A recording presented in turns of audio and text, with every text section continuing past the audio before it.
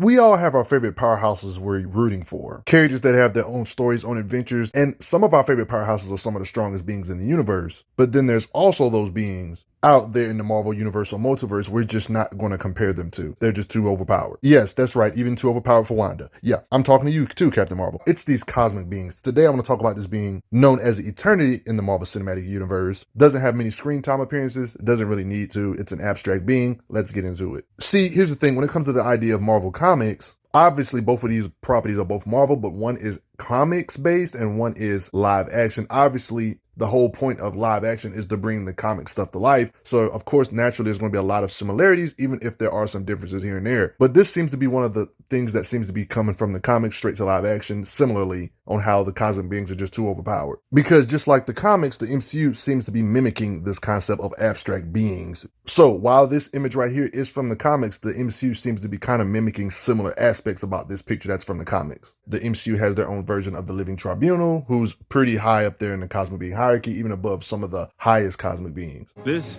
is the staff of the Living Tribunal.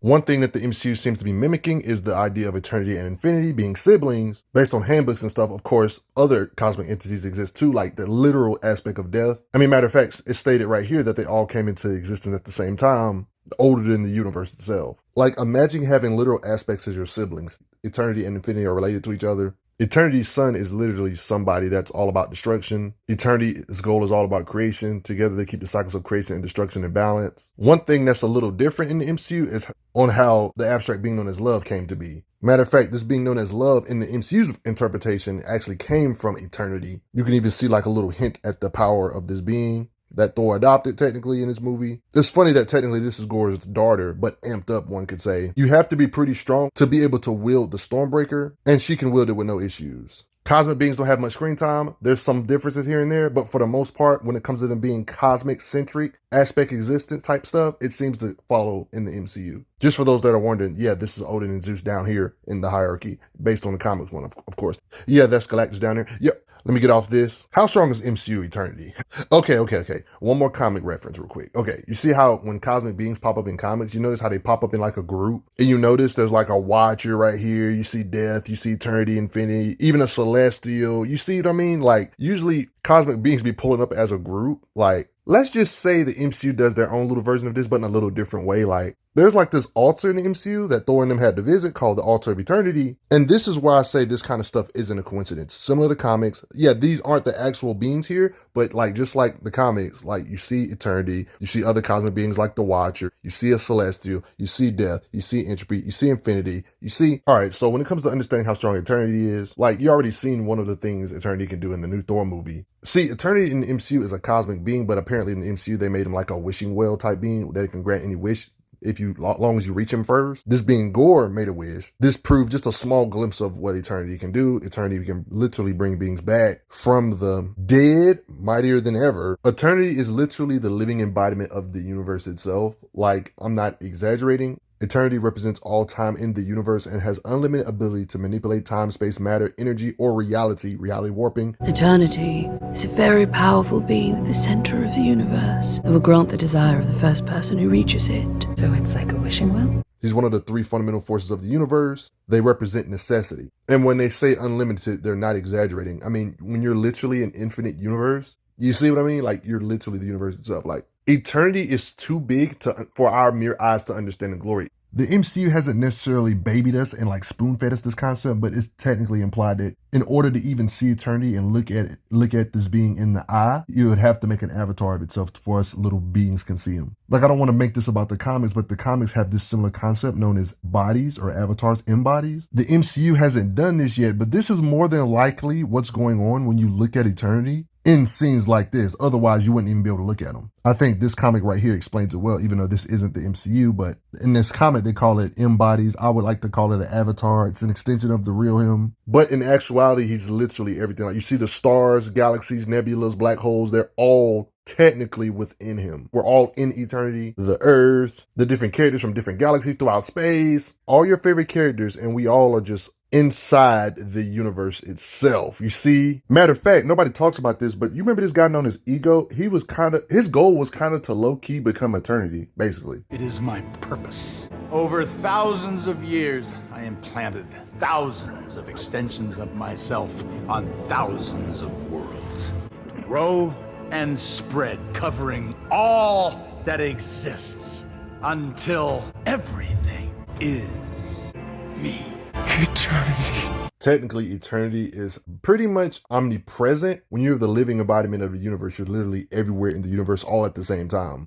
So I want to ask you guys, what do you think would happen if a sentient, infinite-sized universe was to ball up his fist and punch you? A literal universe punching you. What do you think those punches would feel like? Yeah, you get the idea. I mean, just a mere gesture of his power, there's implications that eternity is above every deity in the Marvel Cinematic Universe. Because there was literally a plot point on which Gore was going to wish to erase all the deities from the universe, and they would have been helpless against eternity's power, like that wish. There's implications in that movie now that the gods would have been able to counter it. That's including gods that have no screen time. Eternity could literally wipe them all out. Welcome to the Golden Temple, kids. This is where the most powerful creative gods in the universe hang out.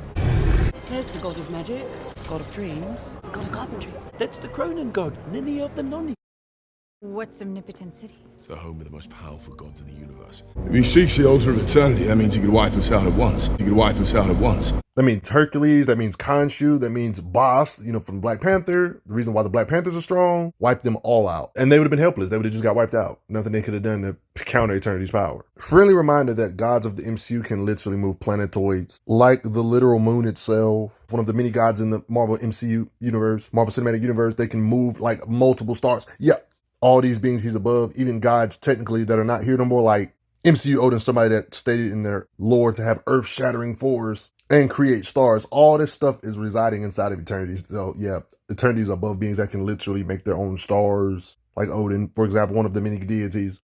I mean, if we go by what we've seen other cosmic beings in the MCU do, and if we assume Eternity's somewhere in their ballpark of raw blast power or just punching power in general, we've seen a Watcher get in a fist fight with a being that's powered up by all the Infinity Stones and couldn't just outright one-shot the Watcher. He was overpowering the Watcher, but the Watcher wasn't dying, despite this being pure evil, blasting him with Infinity Stone energy. This can give you a perspective of what Eternity could possibly do, because, the Watcher's a cosmic being similar to Eternity, blasting through these stones. Again, here, the Watcher was getting hit with reality-distorting punches over and over again, and he still wasn't dead and still awake. Similar to how Ultron stated, this evil Ultron that had the Infinity Stone stated that the boundaries of the multiverse are irrelevant to beings like you and me. This kind of conceptual type stuff that's hard for you to understand, should technically apply for Eternity. It's easy to underestimate feats like this, but do you understand how powerful the Power Stone is and the Watcher's blasting through it right here? Now, I know what you're thinking. These sets of Infinity Stones, the one we saw Thanos use and the one we saw Infinity Ultron use, aren't the same exact Infinity Stones. They're different Infinity Stones from different universes, but I think it still should apply about, pretty much any Infinity Stone having limitless power. Because in Endgame, Thanos revealed that his plan was to literally rip apart the universe and make a new one with the stones. And the being that Ultron fought is a higher dimensional being, a being that's above infinity, technically.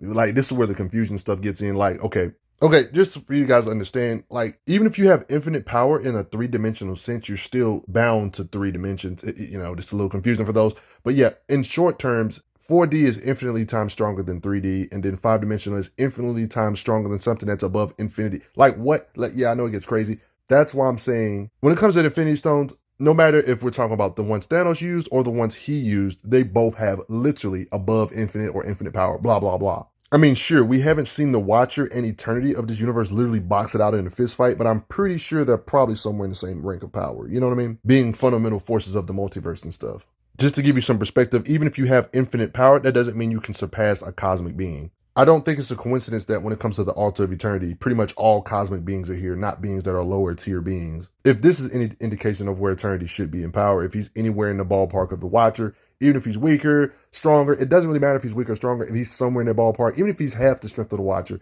he would still be ridiculously overpowered above all our favorite characters in the MCU. And if we're being honest, we can almost get an understanding of how strong Eternity can be by the screen time we see the character he resurrected, Love, Since when we see her get resurrected and powered up, she's going to have some new abilities. Like, imagine if we see Love do crazy stuff, we can automatically kind of apply that for Eternity. Like, it's literally made from Eternity. But what do you guys think? As much as we love our favorite characters in the MCU, let's not compare them to the cosmic entities. But anyway, smash that like button for me real quick. And I gotta say thanks for the donations, everybody. I'm glad you are enjoying your time on the channel. Make sure you check out the playlist on the channel to see other How Strong videos. If you like what this channel is offering, make sure you hit that subscribe button, and I will see you guys later.